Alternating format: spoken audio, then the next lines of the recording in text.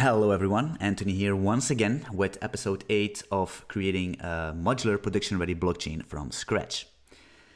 So today we're gonna continue where we left off like usual, and that's basically, let me open up the TX pool real quick. Yeah, so our TX pool is the Mempool, and is a simple data structure that holds transactions where we keep track of incoming transactions for certain reasons. But we have some issues. So we need to have a function basically that grabs all transactions and returns it, because right now we don't have that. We can only add and has and lens and things. And another problem that can arise is basically when we cannot return this map, because when we return this map, we will have a map of transactions, and that's not ordered. And we need to have a way to deterministically, rather, have some kind of a sorting system. The reason for this is we don't want, let's say if I make a transaction, if I post a transaction to the node, I want it to be one of the first transactions that's going to be, basically to recap this, to make it more simple, because I'm making it more complex, is we want to have a FIFO queue, right? The first transaction comes in will also be the first transaction that comes out. And not instead of like Ethereum, where you have like a priority system, where you can attach extra gas to transactions to give it more priority. Because that's bad, I guess, because if you don't have enough money, you cannot add a lot of priority to your transaction. And the problem then is that it will be stuck. And that's the reason why your transaction is stuck, is because other people keep adding more gas, more priority to their transactions. And yeah, you basically, especially when the network is congested, your transaction will be stuck for quite a while. And we don't want that. A little coffee, of course. So let's get started. So what we're gonna do is we're gonna make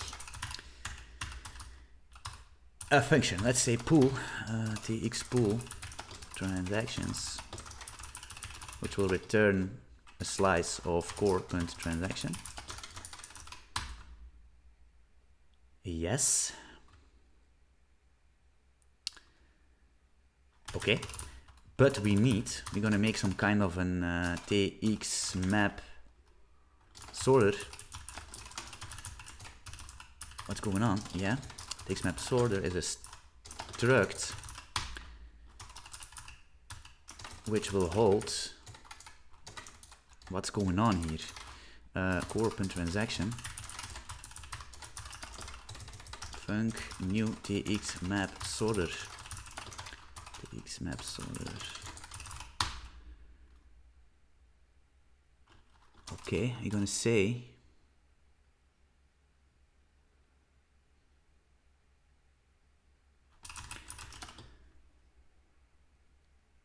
wait, let me think. I think we're gonna make open transaction. Yeah, I know. So we're gonna do this. We're gonna give it a TX map, which is a map types.hash open transaction.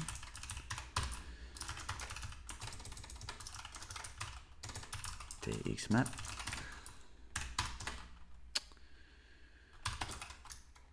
I'm gonna make an iterator.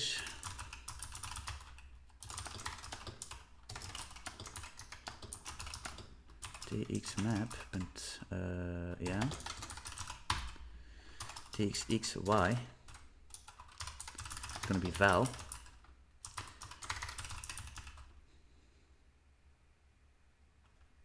So we're gonna loop through the complete map. We're gonna put every single transaction into this slice.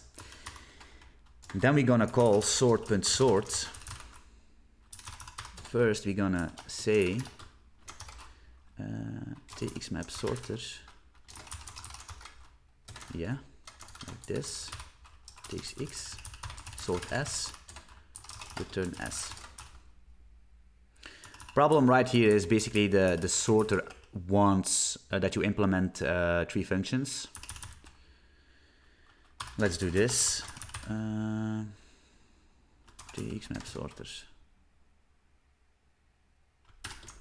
tx map sorter len, and return len s.txx. Let's basically call this transactions, because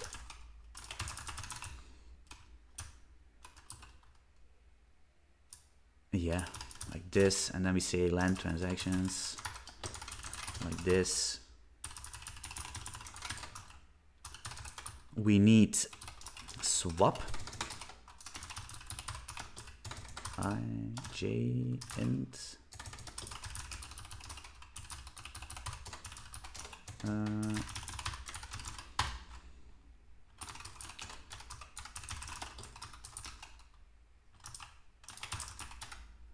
j.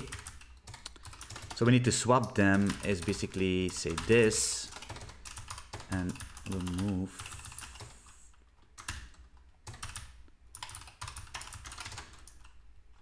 and then we need a less function.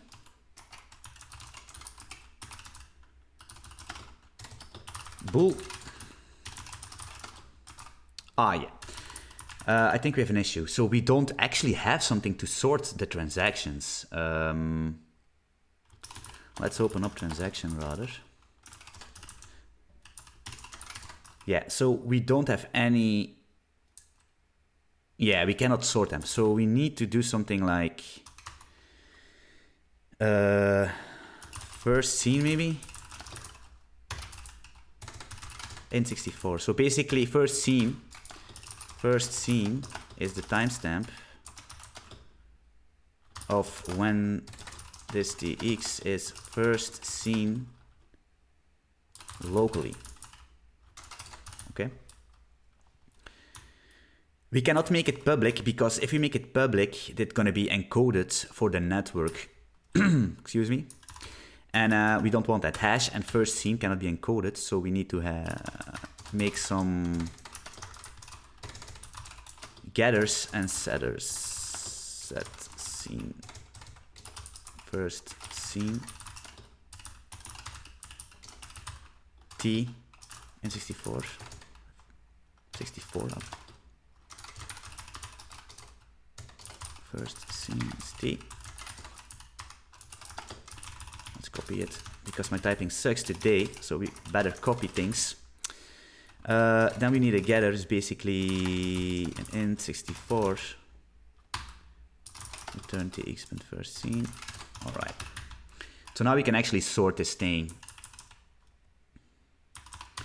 We're gonna say s.transactions y first scene should be smaller than s.transactions j first scene. So that's that. And what's going on?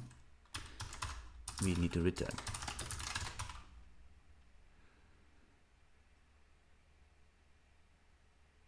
Yeah. So now, if we call this function, we say our sorter is going to be a new txmap sorter p.transactions, and we're going to return s.transactions.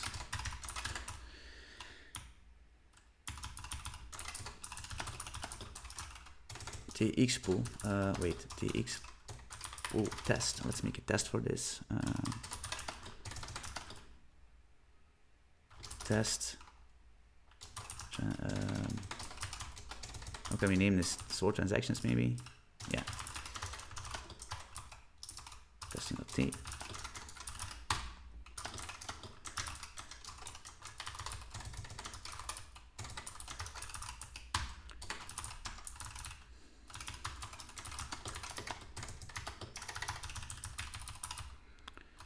So let's basically add 1,000 transactions to this pool.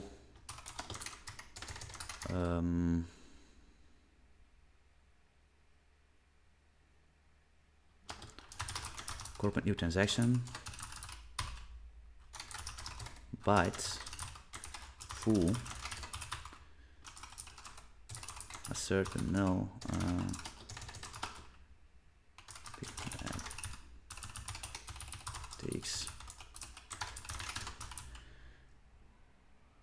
This is gonna give errors. Yeah, let me show you. So basically, if we say assert equal t txlen, and then we say p.len. So we would expect if we put 1,000 transactions into our pool, we get 1,000 transactions back, but that's not gonna happen. And the reason for that is basically, let's open up transaction to show you transaction. Yeah. So the only thing, if we call hash, we say tx.hash is hasher.hash, and if we open up hasher, or tx hasher basically hashes the data. And if we, yeah, so basically we make 1,000 of identical transactions with the same bytes, and that's resulting in the same hash, which basically means we only add one transaction to the mempool. To fix this, you could do, I'm thinking maybe string conf.format int, what's going on? Format int, it takes an N64, basically we can say y, and then this, and do it again. Yeah, cool. So then, we can leave this in, why not? Then we're gonna say, hey pool, give me your transactions, like this. And we're gonna txx, wait, len txx -1.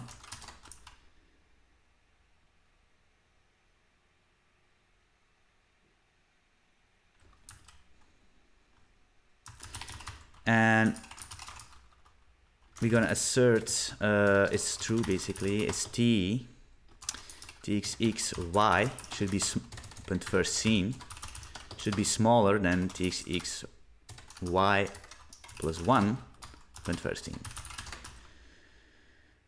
Yeah, I think that's good. Let's test this.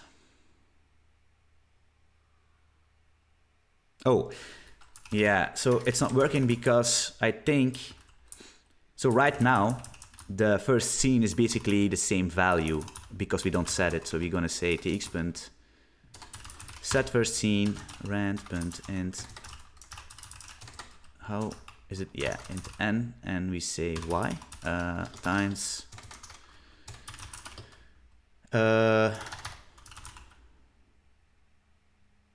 thousands.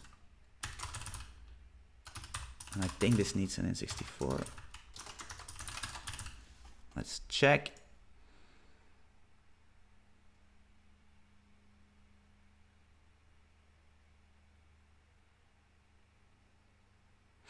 Invalid argument to int n. What the hell is going on?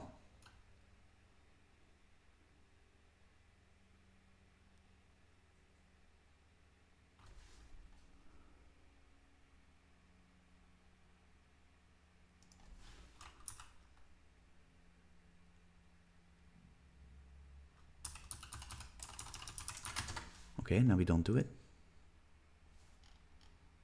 Damn.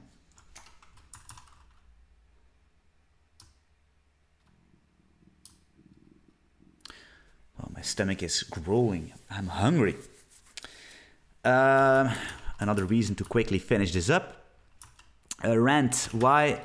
Because the problem is why I think why the test is not working is because could be two reasons, or this function, this int n, is basically creating the same value. But I'm wondering why. Oh wait, I can do it like that. Yeah. I'm an idiot. Okay, cool, it's passing. Yeah, so basically, always be careful with rand. It could be that it's generating the same thing. And then we basically compare it, then it will be equal. So I can show you it. Let me demonstrate. So we could delete this, and then basically our test is not passing. But if we do this, then normally our test should be, you see, then it's passing. But testing if something is smaller and you do smaller or equal is basically I don't know. I don't like this. So instead of doing that, we could fix it by saying I times. So we are kind of sure it's completely random, right? So let's do it again. Okay, cool. Yeah, so everything is working. Let's open up the Expool real quick.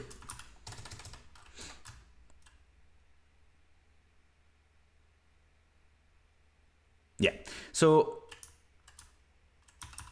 if we want to make a block later on, we can say, hey, pool, give me all your transactions, and it will basically give us a nice sorted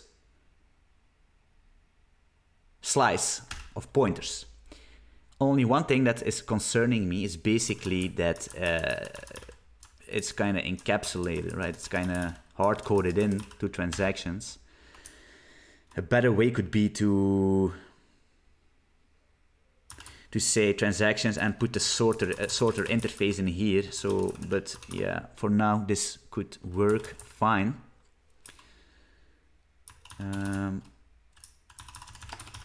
Okay, so let's continue. So we need to prepare. Let's close up everything.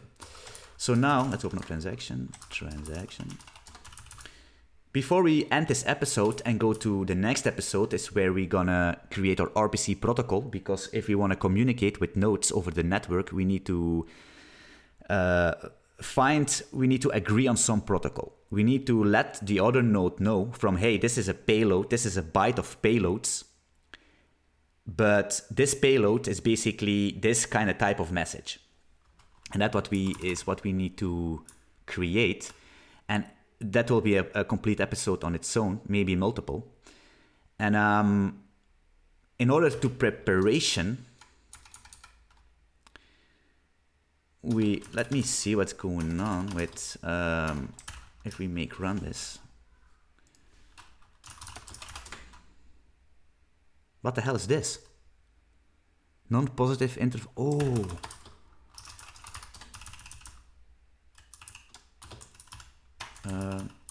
Why is my... What is going on with this screens? Help.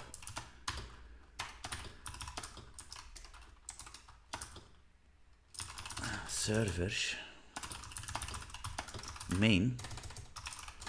Yeah, so what we did previous episode is we introduced something like a block time, which is a placeholder for now. And we added that to the server ops. And we directly set the server ops block time to the server block time. But the problem is, if we don't pass it in, if you can see here, we don't pass anything in, it will freak out. So we could do something like if ops block time equals time times duration 0 equals default block time. And we say default block time. What? Let's give it 5 seconds for now. You can change it later on. All right. That's working. That's fixed. Handled. So what was I gonna do? Oh yeah, preparation of, let's open up transaction. Yeah. So transaction doesn't have any way of decoding and encoding, and I think that could be a nice preparation for the next episode because we're gonna need it for our protocol. Let's open up block because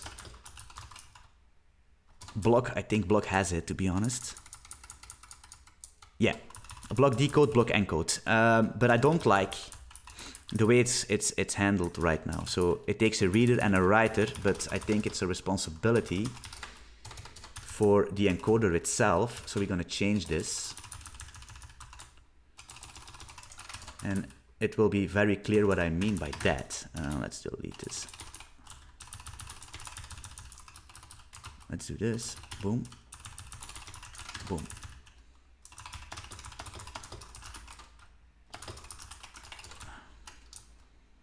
Okay, let's implement those things.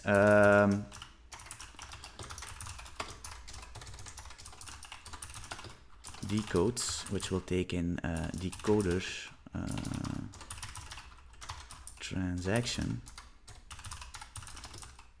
errors. We're going to say dec.decode takes. And the reason why we can make it that simple is because if you look at our transaction, yeah, you can do it here. If you look at our transaction public values, only these are going to be encoded, and that's exactly what we want. We don't want these, so because we set it up like this, we can just pass it into our encoder. Yeah. So decode, we also need an encode, which is going to be an encoder. Encode. Okay. And right now we need to make the actual implementation. So let's do that real quick. We can do it in encoding, why not? The reason why encoding is actually more something to place a network, and right now it's placed in core. But the problem is, if we place this in network, then we're gonna have circular dependencies. So it's either let it stay in here or make it into an own encoder package. But I think it's fine for now. Let me quickly sip the coffee, of course. Oh, it's already cold. That's nasty. Okay, so let's make the actual implementation. So we could say, so what we are gonna do is our implementation of encoding is gonna be a GOP encoding thing, because it's, for now it's super easy. We can later on swap it to protocol or whatever. So we're gonna say type GOP TX encoder is a struct, and we say it's gonna take a writer new GOP TX encoder writer GOP TX encoder return and normally we should do explicit. Yeah, I know. Let's do explicit because we already fucked it up one time. And then we actually gonna say TX encoder encodes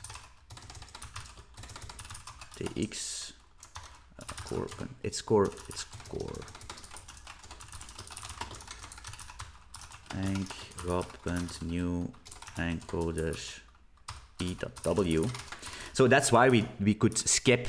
If you go to transaction, we could just give it the encoder, and the encoder will be responsible to include a buffer or a connection or whatever, so it can stream its encoding, its bytes. And then we say encode TX. So to be honest, you could do return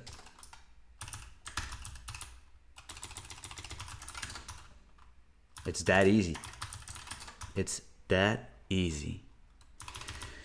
And of course, we need to do the same for decoding. It's taking a reader. Decoder. Reader.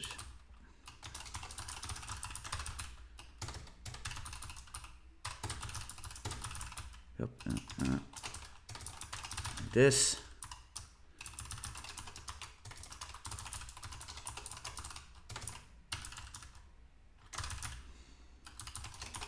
Decoder.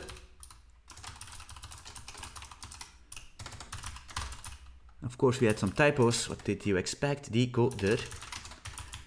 All right. So let's make a test for this to finish up this episode. And then we can go to our RPC protocol. Func test tx encode decode t testing dot t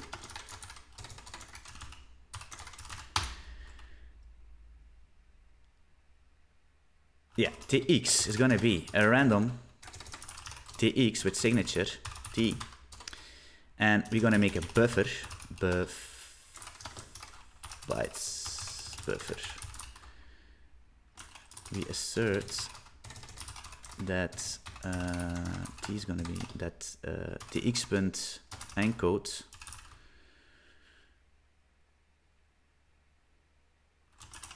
and why is it not type hinting?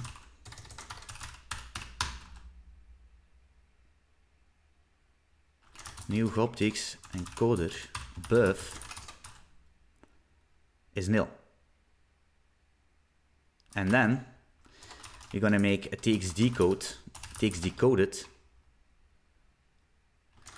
is gonna be a new core transaction, and we are in core, I guess, so a new transaction. And we do the same thing, assert null tx decode new with the buffer, and then we need to compare. Damn, this is almost autopilot, man. Assertment equal tx decoded. Okay. So recap: we create a new transaction with signature, make a buffer, encode it into the buffer, make a new empty transaction pointer thing, and decode that buffer into that new transaction. So we could assume that the transaction is the same as the decoded one. Well, we assume this, but it should be. Let's check. Type crypto.public key has no exported fields. Yeah, that's the thing. So let's open up key pair. So public key has basically is a wrapper around an ECDSA public key, and its key value is a private one, so it will not be encoded. To fix this, we make it public because it doesn't matter. It doesn't matter at all. My back's starting to hurt also. Yikes. Key.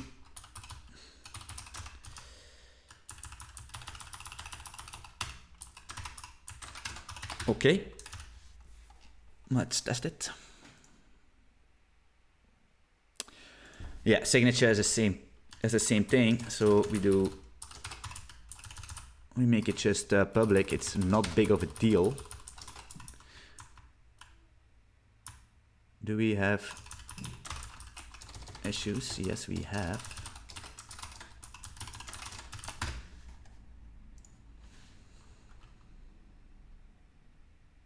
Type not registered for interface elliptic curve.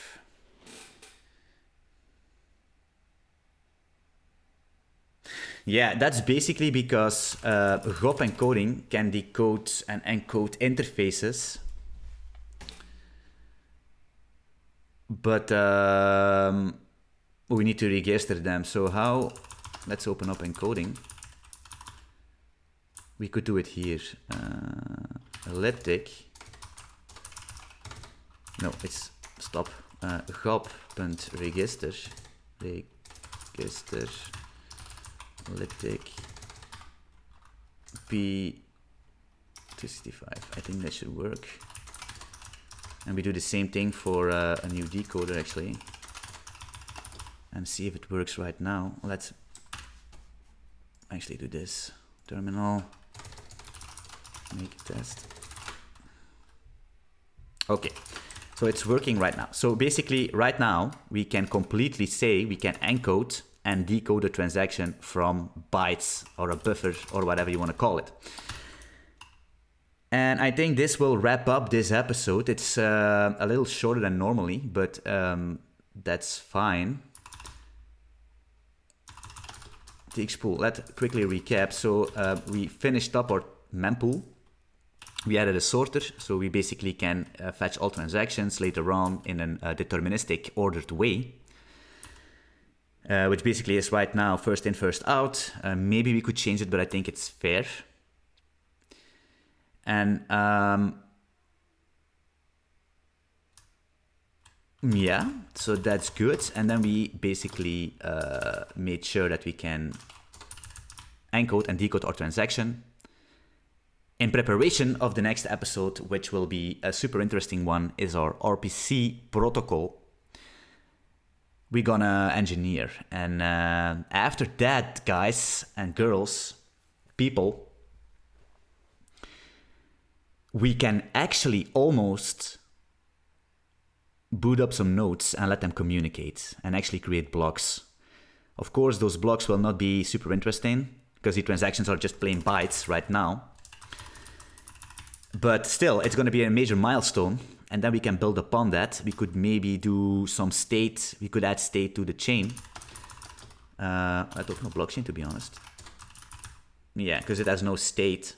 It has just a store for blocks, but we also need a state. So we can do transitions and later on plug in a VM. Yeah, it's good stuff coming up. Good stuff coming up. I'm excited. Okay, cool. So I'm going to leave it by this. If you like this episode, if you like the project, please subscribe to the channel. Give me a thumbs up. And thanks for watching. See you in the next one. Bye-bye.